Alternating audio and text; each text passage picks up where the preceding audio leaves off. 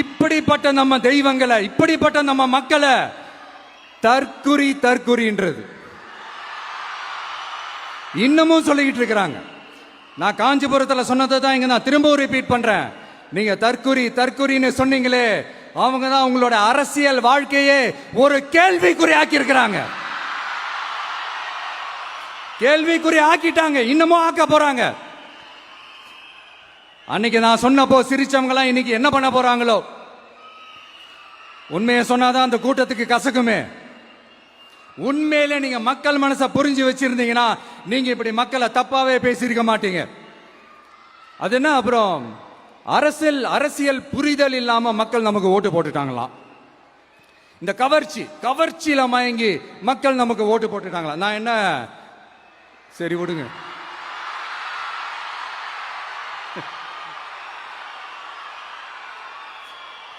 மக்கள் அவங்களுக்கு ஓட்டு போட்டா அந்த மக்கள் நல்லவங்களாம், அதே மக்கள் நமக்கு ஓட்டு போட்டா அந்த மக்கள் கெட்டவங்களாம், தற்குறியா.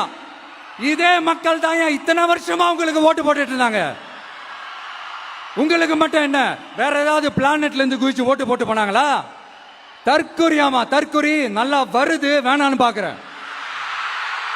எங்க அண்ணன் விஜயகாந்த் அண்ணன் சொல்ற மாதிரி, அண்ணா அவர்கள் ஆரம்பிச்ச கட்சியை ஒரு அடிமை கூடாரமா ஆக்குனது யாருங்க சார்? இப்படியெல்லாம் ஆக்கிட்டு உண்மையை சொல்லு உடன்பிறப்பேவா. உங்களோட அந்த உண்மையான உடன்பிறப்புக்கெல்லாம் என்ன சொல்றாங்க தெரியுமா சார்? திமுக இப்படி ஆனதுக்கு காரணம், அந்த காரணத்தை வெளியிலலாம் போய் தேடாதீங்க, உங்க குடும்பத்துக்குள்ளேயே கேளுங்கிறாங்க.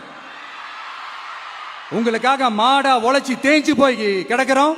திமுக இப்படி ஆனதுக்கு காரணம் உழைக்காம சொகுசா இருக்கிற உங்க குடும்பத்துக்குள்ளேயே போய் கேளுங்கிறாங்க. ஒவ்வொரு திமுக தொண்டனும் அதை சொல்றாங்க. அதை புரிஞ்சிக்காம நம்மளையும் நம்ம மக்களையும் தப்பா பேசிக்கிட்டு, நீங்க மக்களை தப்பா பேசுனீங்கன்னா இந்த விஜய் வந்து கேள்வி கேட்பான், சும்மா இருக்க மாட்டான். இந்த விஜயும் தமிழ்நாட்டு மக்களும் வேறு வேறு இல்லை. இந்த விஜய் தான் தமிழ்நாட்டு மக்களோட ஒரு உண்மையான ஒரே பிரதிநிதி. இது இன்னைக்கும் சரி, நாளைக்கும் சரி, நாளன்னைக்கும் சரி, இதுதான் நிஜம்.